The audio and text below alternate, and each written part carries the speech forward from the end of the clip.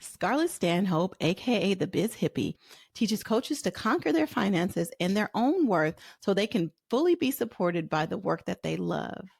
Scarlett harnessed the power of money to break free from her workaholic career path and pursue her dreams.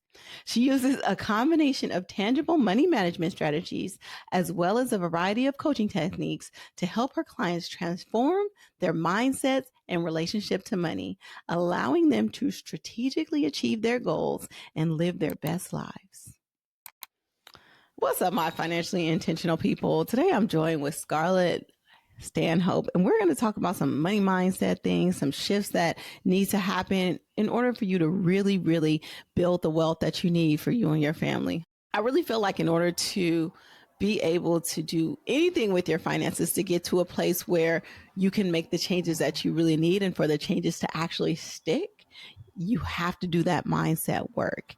And I know I'm not a mindset expert, but I know the importance of money mindset. And that's why I can bring people like Scarlett to you that can speak to that. So Scarlett, welcome. And I'm so happy to have you on the podcast. Yes, thank you so much for having me. I'm really excited for this conversation because I have found that in order to feel financially stable, safe, secure, and even step into that wealth and that abundance, you really have to have that combination of the internal, intangible mindset work with the tangible tools and practices. And really they tie into each other and you can't have one without the other. So I'm excited to dive in because I think that this is important wherever you are in your financial journey. Let's talk a little bit about your background. How did you get into this space? How do you learn the things that you're teaching people? Yeah, so I have a variety of expertise. My bachelor's is in business management, accounting, and finance. So I really learned about corporate finance and accounting and things like that through my education. But I also used to work for a company called Richer Than You Think, which helped individuals to manage their money and budget and track their finances. And that was totally different from everything that I learned in school. That's where I really learned about the personal side of money. And then after I got my bachelor's, I really took a 180 and started my life coaching practice. And that's where I really dove headfirst into personal growth, personal development, mindset work, really developing self-trust, self-love, self-confidence, creating a life that you actually want to live and enjoy. And I had my own personal growth journey that was so huge, so important. And so I really wanted to bring those tools and those frameworks forward. So for the first year of my business, I was only focusing on personal growth and personal development. And then about a year in, I started to bring the money back in because I found that I was having conversations with people who were in consistent 9-to-5 jobs and felt like they were barely scraping by. They were living paycheck to paycheck each month, even though they had decent, consistent money coming in. And that's where I realized, I actually have a lot of skill sets to help you with this. And that's when I combined the tangible money management practices with the deep coaching principles that can really help you transform your life in a variety of ways. And that's when I really started to apply it to money. Are you comfortable sharing your own personal transformation that you went through? Oh, yeah, absolutely. So, growing up, I was a perfectionist, type A, high achiever personality. That was really the vibe. Straight A student, workaholic. I was the 8-year-old with migraines because I was just stressed out. And yeah, so then when I was a teenager, I started working very young. I was in the restaurant industry and I worked my way up to managing restaurants by the time I was 18. And at the same time, I was very good with my money. So I was saving. I started saving when I was 7 years old. So when I got my first job, I was putting 70% of my money into my savings account and was building up my savings. And so on paper, my life looked super great. I had really great credit. I was paying for college out of pocket. I had no student loans, no student debt, and no credit card debt. And at the same time, I had $30,000 saved by the time I was 20. But at the same time, even though on paper everything looked great and I was checking all these boxes, internally, inside, my life was falling apart. I didn't know who I was or what kind of life I wanted to live. my whole entire life, I had just been chasing this idea of success and what I thought that looked like. And that's what was motivating me and pushing me so hard to do these things, work so hard, make so much money. And I thought that, if I just kept working, someday I would cross this magical threshold and finally be happy and finally get to start living my life and doing the things that I wanted to do and enjoy. And as a result of ignoring what was going on within me, I was depressed, I was suicidal, I was covered in head to toe eczema. I had migraine headaches. I was in a toxic relationship with somebody who literally doesn't even speak English at all. I was in a toxic work environment, working crazy hours, wearing 4-inch heels for 8 hours a day and a full face of makeup. And I was unfulfilled and my life had no meaning and purpose until one day I really hit rock bottom. I had a very scary panic attack, near-death experience moment. And in that moment, I said, wow, I have a choice. My whole entire life, I've been passive and indecisive. I've just been going with the flow of life and letting life decide for me. But in this moment, I can decide, do I want to be passive and stay here and let myself surrender and just die? Or do I want to take action in my life? Do I want to actually get up and leave and make a different choice and be the one in control of my life and start to live the life that I want to live? And that's exactly what I did. And it was really hard and it was really scary to crawl out of this bottomless pit that I had dug myself into. But I recognized life was already happening to me, and that I was the one in control of it and that I could do something about it and that I could start living now. And that's really the framework and the philosophy that I've built my whole career and business around, is the belief that you're in control of your life and you can really live a life you want to live starting today. That's powerful. That story is just I can 100% relate to that. That whole, you're chasing this thing and you're putting one foot in front of the other and you're doing the things to check these boxes off because you're told that's what you need to do. But you're not taught how to really come into who you are and develop that person, because it's really, I guess it's capitalism. It's you're taught your worth is in what you earn and the degrees that you have. Is not about really owning and being a full person and being fully you. And yeah, while I can totally relate to that story. But first of all, an 8-year-old having migraines is wild. I would have migraines weekly. I understand that, because the level of responsibility I had to have when I was younger was crazy like that. But the story of you not even knowing who you were and giving up so much of you, that you were having these physical manifestations of toxicity, is crazy. And I know a lot of people are there and they either think it's too late or they just don't have the resources or somebody to look through to be yes, this is valid. Because another thing is that people make you think you're crazy by saying, oh, I have all these things. You should be grateful for all of those things that you have, and all that other stuff, it doesn't really matter. And then it's just yeah, you're not crazy. That's right. But then they don't know somebody who they can go to and be listen, let me help you come into yourself and be into yourself fully. And so walk me through that moment where you were at that panic attack and you were it was life or death. How did you come through on the other side for yourself? And how did you translate that into helping other people come through that? Yeah, it was, and you just touched on so much too, because I think there is this societal expectation that once you have something, once you've achieved X result, then finally you'll be happy. And I think this is why so many people just work forever in unfulfilling jobs that they don't like, that don't really resonate with them, and they burn themselves out and they feel exhausted. And it's all based on this idea that someday when I'm retired, then I'll get to enjoy my life. But then people get to retirement and they've spent 60 plus years living for something else, running this race, hoping that they're going to reach this finish line and finally be able to enjoy life.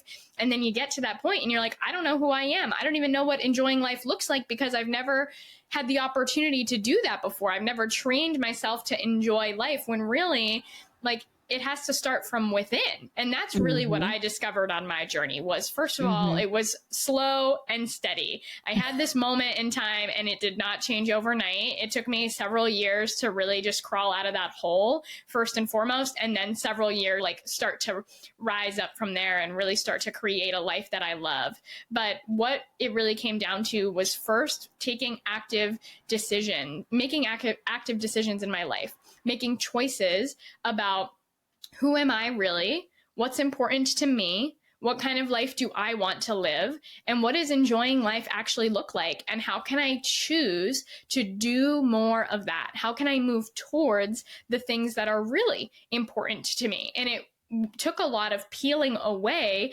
these, what I like to call scarcity seeds, these scarce-based narratives that live across our society, and most people have them, and we grew up with these beliefs instilled, but peeling away, what are these like expectations that I've been putting upon myself, these ideas of who I'm supposed to be, what I'm supposed to want, what I'm supposed to like, and how can I recognize the difference between these scarcity seeds and who I actually am, and start to live a life in alignment with that. And I got some pushback because you start to do this and other people are like, you're being irresponsible. What's wrong with you? Or like, everything was so good before, now you're making less money. Like, it was really hard for me to start spending a lot of money to invest in growing my coaching practice and my business. And I went to yoga teacher training and started attending retreats and really poured a lot of money into what was really most important to me, which was personal growth, travel, and my business.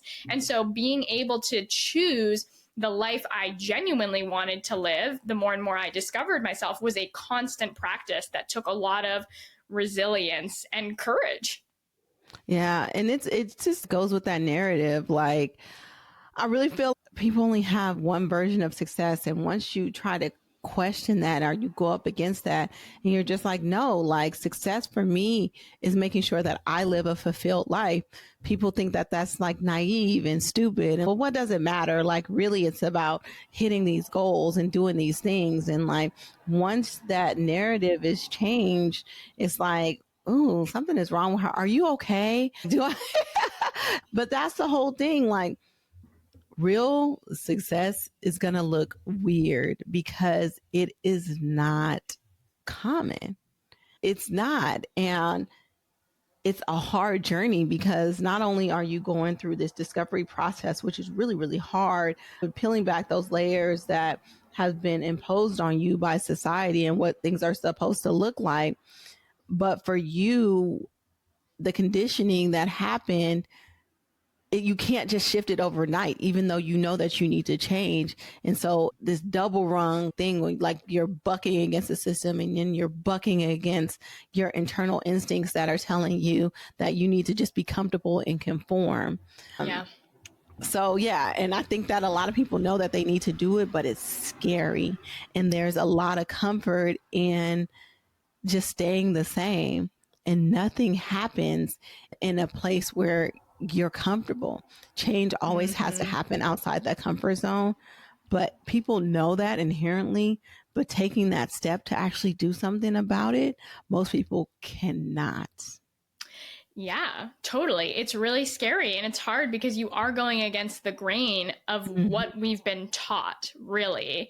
And it is very uncomfortable, especially because, so I talk a lot about your relationship with money, and the work I do with my clients is really digging into your actual foundational relationship with money, which is what you think about money, how you feel about money, and how you utilize your money. And so it's one thing to just say, shift your mindset around money, but it's another thing to actually put that into practice, because these scarce-based beliefs are so ingrained in our society that we just see it as the norm. It's kind of like being a fish in the water. You don't see the water. You don't realize that's what you're swimming in, but you still are. It's like us in air. We don't even think about the air in our day-to-day, but it's still there impacting us all the time. And I think that's really the first step, is recognizing how these narratives are currently affecting you. How are they dictating your choices? These subconscious default beliefs around money, but also self-worth. And I think that's one of the reasons why it can be really scary and challenging and difficult to really change your money story, is because money is foundational, right? It's your root of survival, right? So all of your fight or flight instincts, your survival mechanisms, like all of that is tied to your money and your relationship with money. So to break free from that, it really requires a deep level of foundational work, because your survival instincts are going to go up against you, and you have to learn how to overcome that in order to actually step into that next level of abundance that you're working towards. So where are your clients typically at, like in their life? What space are they in where they're just like, I need help? What is going on typically? Because I usually find like, it's a consistent kind of narrative. It looks different, but there's some consistencies there. Where are they at? Yeah, and I work with a variety of clients at different levels of income and different circumstances and different industries all over the world. But some of the things that I see that are consistent is this underlying money stress that is present no matter how hard you work, no matter what you do, no matter how much income you make. It feels like you're running on this treadmill, and no matter what you do, you can't get off it. And you hope that someday you're going to arrive at a higher income level, and then everything will be easier. You'll finally feel free, you'll be happier. And either you never seem to hit that income level and you just stay stagnant where you are, no matter how hard you work, or you do hit that income level, but then it still doesn't feel like enough. And it still feels like you're scraping by and living paycheck to paycheck. And you wonder, oh, I guess I just need to work harder and do more and make even more money. That's one common area that I see. The other common theme that I see across my clients is there's something that's really missing in life. Like you're working in a hard hustle, unfulfilling way, and there's more that you want for your life, whether that's to travel more or to be able to take more time off or to start your own business or do like creative projects. There's something that you want to do or create or build, but money is the thing holding you back. And you just keep waiting until someday where hopefully you have more money, and then you'll be able to live the life you want to live and do the things you want to do. That's usually what I see when people come to me. I can't tell you how many times I've heard people saying that if only I had this much money, all of my issues would be solved. Or if only I had this amount of money, I can really live the life that I want to live. And I'm here to tell you, it does not start there. It does not work like that. Money doesn't work like that. I mean, it's an energy. And unless you like shift that energy, it's not going to happen. But a lot of people, like, that's just like the thing. And I think that's the narrative that we're fed. And again, I think it's intentional because we have to have a certain amount of people that are continuing to work and feed into this wheel of capitalism that is keeping this country afloat. You have to have your worker bees, and you have to have people that are continuously chasing and always feeling behind so that they'll continue to move the cogs on the wheel. And I think that a lot of people, because it is the norm to feel like that, don't really see any alternatives. And that's why I love talking to people like you, because people just don't know what's possible. Yeah, exactly. There's two things to touch on here. One is that I think this comes back to the scarcity seeds, which I'd love to share what those are, because I think this will be valuable for everyone to hear. There are three common scarcity seeds that I see with my clients. And really, I see these across the board. I think they're just prevalent in the world. It's the narrative that we grow up learning. And the first is the idea of not enoughness. There's not enough to go around. There's a finite amount. Right? There's only so much water on the planet, and once we use it up, it's going to be gone. There's only so much food on the table, and once it's eaten, it's going to be gone. There's only so much money to go around, and if you take too much, someone else isn't going to get any, right? Like life is a pie, and once that pie runs out, there's no more slices to be had. So that's the first and foremost, is that not enoughness. There is a finite amount, which is inaccurate. The way that I like to describe this is nature is a perfect example of abundance and this not being true, right? There's an infinite flow in and out that completes the cycle. With my clients, I like to use the example of trees. Like, if you look at a tree, that tree is absorbing carbon dioxide all the time. It's like taking in carbon dioxide.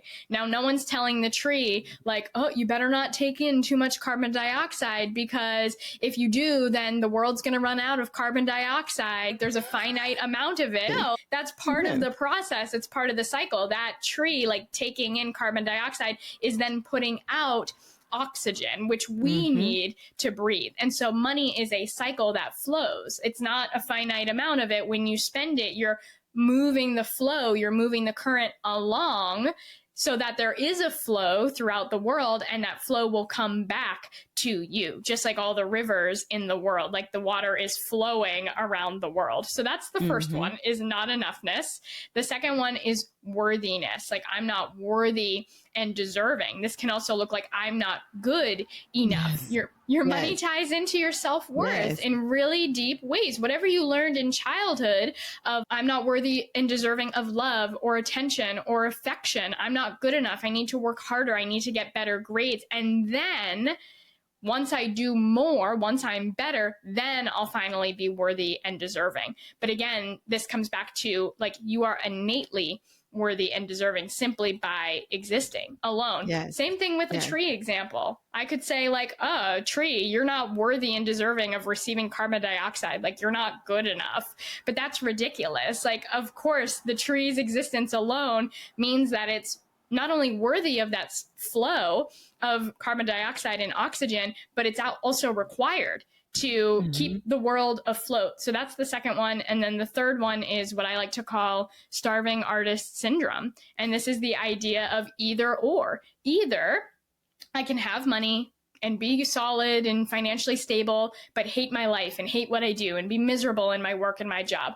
Or I can do what I love. I can really enjoy my work. I can really enjoy my life, but I'm going to be broke in the process.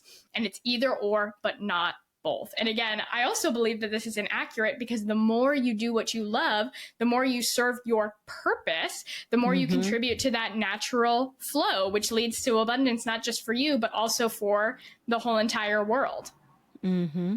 Yes, I love those. And I see those narratives play out over and over again. And even I have to admit, some of those things I've had to overcome, and some of those things I'm actively working to overcome. I'll transparently, I'm a nurse, and I'm a damn good nurse, and I know how to do that, and I make really, really good money. But entrepreneurship is really, really scary to me. And I didn't get into this brand, or I didn't start this intentionally to be an entrepreneur. I just started this business so that I can share with my friends. And then it took off. And then all of a sudden I was an entrepreneur, and I didn't know how to be that. I just stumbled along and did the things that I thought I was supposed to do, but could never get to the point where I was comfortable being like, yes, like this is who I am. I'm an entrepreneur. I make money in this way. And so it caused me to go through these cycles of not being able to reach the goal that I knew I could reach, because I'm sabotaging myself in that space, because I'm telling me I know how to be a really good nurse. I know how to make a lot of money. I can always do that. And I know I can make this amount of money on overtime.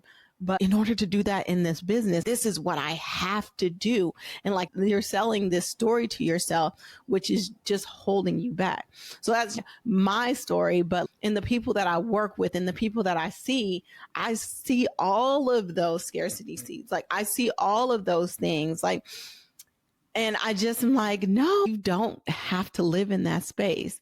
But yeah, I think people need to understand that all of us at some point have fed into those things and have really embraced those things that are holding us back. And that's normal, but you don't have to stay in that space. And so thank you for sharing those so clearly, because I know that all of us can identify one of those areas in their lives that they're holding on to. And I just, in knowing all of that, am really looking forward to hearing like how you help people work through that. Yeah. And I think it's really important, especially when you are trying to go against the grain of society of I'm just going to work in a miserable job I don't like because that's what I'm supposed to do. And someday I'll be happy and someday I'll cross this magical threshold when I'll be fulfilled, whether that is like staying in a job you don't like or being afraid to change careers or not believing you're worthy and deserving of asking for a raise, or whether that is like jumping into entrepreneurship and doing something else, like a creative passion that you love, like whatever that is. Usually money's the thing that holds us back from taking that leap, from living more of a life you want to live, which is why that's exactly why I love to coach on it, is because it's actually not about the money. It's not about the amount of money you have. It's really about your relationship with money. And that's just a reflection of your relationship with yourself, your belief in yourself. Just like you said with your business, kind of self-sabotaging yourself and holding yourself back. Like this shows up, like entrepreneurship is such a great measure of this, because in order to be successful as an entrepreneur, you have to fully believe in your value and your worth. You have to be confident in who you are and what you're offering, and be so confident in it that you're willing to ask money for it in exchange. And that's really scary, especially when we live in a world that really values like the job and the 9 to 5, where the value is predetermined for you. It's very different to say, this is what I'm worth, this is the value, and here's why. And I believe that bleeds into all areas of life, and not just money. But when you do the work of shifting your relationship with money, what's really happening is you're doing deeper personal growth and really owning your worth in a deeper way, so you can bring your value to the world, but also enjoy your life and do the things you want to do. Yes. 100%. I just feel that on so many levels. I love the line where you said your job creates that validation because you have these markers and you have these goals and you have these evaluations. And so like it's built to keep you in that system of worth. And so you're there. But once you have to define that for yourself, it's really, really hard to do, especially if you're not 100% confident. If you have any kind of resistance towards that, and that resistance can show up in a lot of ways. And like when you talk about like that, or that starving artist syndrome, the resistance can look like having money is evil, and people that have a lot of money are like really, really bad people. And a lot of people tell themselves that because money is the root of all evil and all of that kind of stuff. And it's just like these messages that we have to get from under in order to be the person that we need to be. Is really daunting. And I just wish people understood that it didn't have to be like that. Absolutely. And something that you just touched on is so important. And it's one of the things that I address with my clients all the time is like, there's a reason why you are where you are. When you look around at your life and the life you're living and what that looks like, and also like your financial circumstances, how you feel about money, how much money you have coming in, how you feel at the end of each month with your money, like all of that is here for a reason.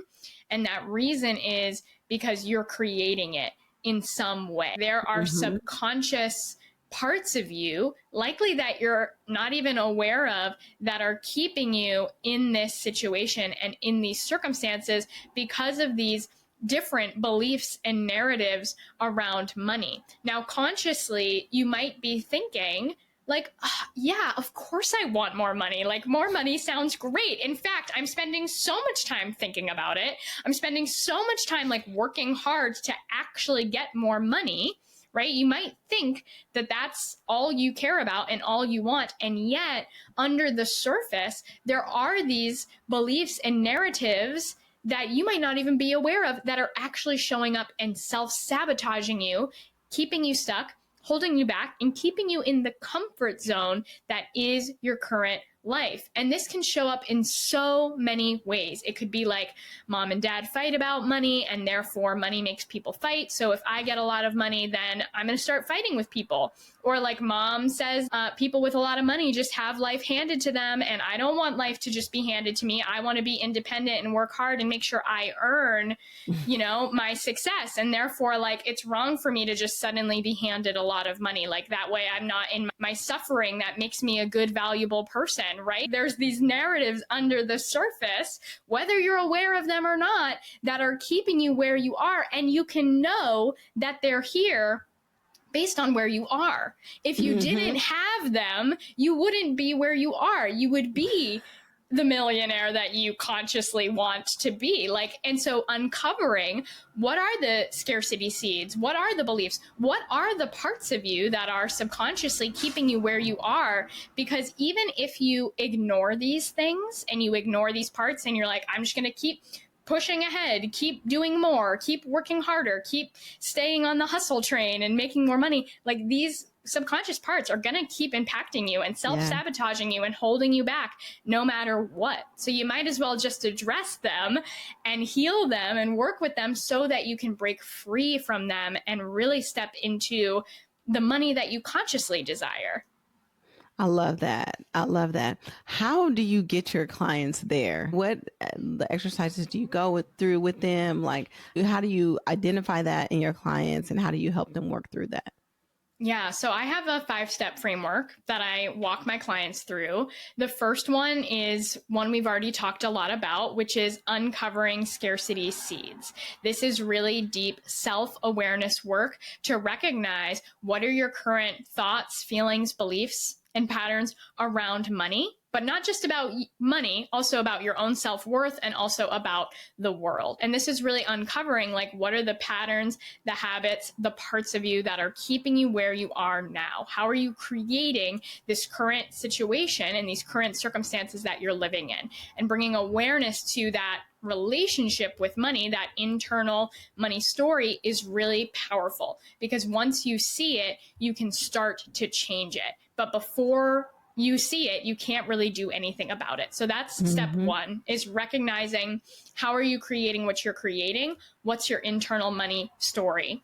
The second step is to develop financial foundations and financial awareness. This is where I help my clients see their money clearly on paper, because often if you're avoiding your internal narrative around money, you're also avoiding looking at your money, looking at your numbers, seeing what's actually happening. And there can be a lot of fear around that. So I help my clients get their money on paper by building a financial blueprint where they can see exactly what's happening, what's coming in, what's going out, where is it going, and why. And this puts the control back in your hands because you can't change what you can't track. If you don't know what's happening with your money, it's just leaking through the cracks. So that's step two, is first we do the internal awareness, then we do the tangible financial awareness. And then step three is getting really clear on the vision of the life you want to live. And this is so important because sometimes we're so focused on the present, we don't recognize, what's the life I really want? What's really most important to me? If money wasn't an issue, what would I choose? What would I prioritize? What is the life that I want to live? And we get really clear on what that vision is. That way you can aim towards that vision, because when you spend time, energy, and money, that is taking action. And what you take action towards is what you create. It's what you manifest. So we have to get clear on what the vision is so that you know the direction you want to be working towards, and also the direction you want to put your money into so you can manifest it, so you can create it. And then step four is cultivating your abundant identity. This is developing the mindset of the person who is already living your vision. This is becoming the person who is living that vision, who has the confidence level, who can see the vision as already real now, not just someday when you have $1 million, but today. How can you see your vision as real now and become the person who is already living it? And this is possible no matter how much money you have or where you're starting from. And then number 5 is aligned action and financial strategy. And now that you're clear on where you are now and where you want to go, it's using the power of your money intentionally in alignment with that life you want to live so you can bring it into reality. I really believe that your money is a tool for manifestation and creation. Money is how you create this life that you're living every single day. How you choose to spend your money is how you create and manifest this life. So if you spend your money in alignment with your vision intentionally and consciously and strategically, then that's how you manifest and live that life. And so with those 5 steps, I can really help my clients shift out of scarcity and not enoughness and feeling stuck and feeling unfulfilled to really living your most abundant life right now, and then continuing to work towards and create and manifest that abundant and fulfilling life every single day. Let me tell you something, like I felt the transformation in those steps. Like I could see the tangible changes that your clients have in every one of those steps. And so I know that when people work with you, they really get the results, because I could feel it in what you're saying. And I'm less in the mindset space, but more in like the practical, like step, like by step space, but they all go hand in hand. And it's all that is, it'll have to have both. You have to have both in order to achieve that success. And I'm just like, yep. And I felt it. Like, I just want you to know, like, that system is everything that everyone needs in every state. People can benefit, like you said, from it in whatever stage they are, and they know that they're not getting the results that they really want. Typically, how long do you work with people, and what setting is it? Is it like one-on-one, and is it group coaching?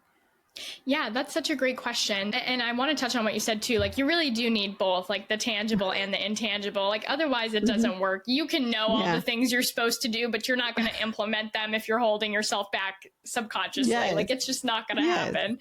Yeah. And so the work that I do is I have a program called Empowered Abundance that walks my clients through these 5 steps. And I do it over a period of 6 months, because I find that since money is such a deep transformation, I love to dedicate a long chunk of time to really integrate this fully. I don't want, when I work with my clients, I don't want it to just be like, oh, you're going to try this habit and like, good luck and go off on your own, and then not fully integrate it or implement it. I want to make sure that we're doing this deep work from the inside out, where it lasts for then the rest of your life. So I love doing a 6-month container. I do offer it as a one-on-one and also group. I really love doing it as a group because money is often taboo. It's something we're ashamed of. It's something we don't talk about a lot. And so when we coach as a group around your money, it's so powerful, so transformative, simply to release some of the shame around money, to be able to share your money story, your relationship with money with other people is transformative. And then when one person heals in one area, everybody heals in that area. It also gets you out of your own head too. Like sometimes our money situation is so internal and personal, and we're the only ones carrying that weight alone. But when you get in a room with other people who are also talking openly and freely about their money, you learn different perspectives, and it really gets you out of your own narrative. So it just breaks these boxes and these molds that we've created for ourselves around our money. So one-on-one is valuable, but group is also valuable for those reasons too. And if people want to work with you, what's the best way for them to reach out to you? Yeah, absolutely. So I love to offer, when I do podcasts, free abundance activation sessions, which are free 30-minute sessions to dive into what is your current relationship with money? What are your scarcity seeds? And what is the vision that you want to create for your life? And how can you get there? What are the simple steps to really help you step into your next level of abundance? And then if you want to have a conversation about working together or taking this work further, we can have that conversation as well. But if you want to book a 30-minute abundance activation session with me, you can do that on my website, thebizhippie.com/activate. Nice.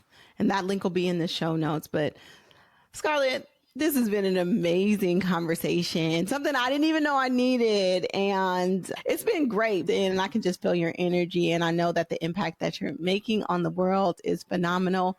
And we need more people like you. And I'm just like super grateful to have this conversation with you, to be able to have met you. And I'm super grateful for the work that you're doing. And I know so many people can benefit from it. So I'm just giving you your flowers, girl. Like, you're doing amazing, and I appreciate you, and I appreciate you pouring into the people in this podcast, because I know that the people that need to receive this message have received it, and hopefully they take action. And again, the links will be in the show notes to reach out to Scarlett, and I really hope that you do, because I know that the impact that you have on people is everlasting and gets them out of that rut. And I just appreciate the work that you're doing so much. And I hope that I can articulate that clearly enough for you. Yes. Thank you so much for having me. I think this conversation is so important. And if there's one thing I would want anyone to take away who's listening to this, it's that you can live your most abundant life. You can be thriving. You can be fulfilled starting right now with the amount of money that you have. And I want you to know that that's possible, because I never thought it was possible for me. And yet here I am. So thank you for having me on your show. I'm so glad we could dive into this conversation today. Yes. And I love that takeaway. Like, you are worthy. It is possible for you. So yes, thank you.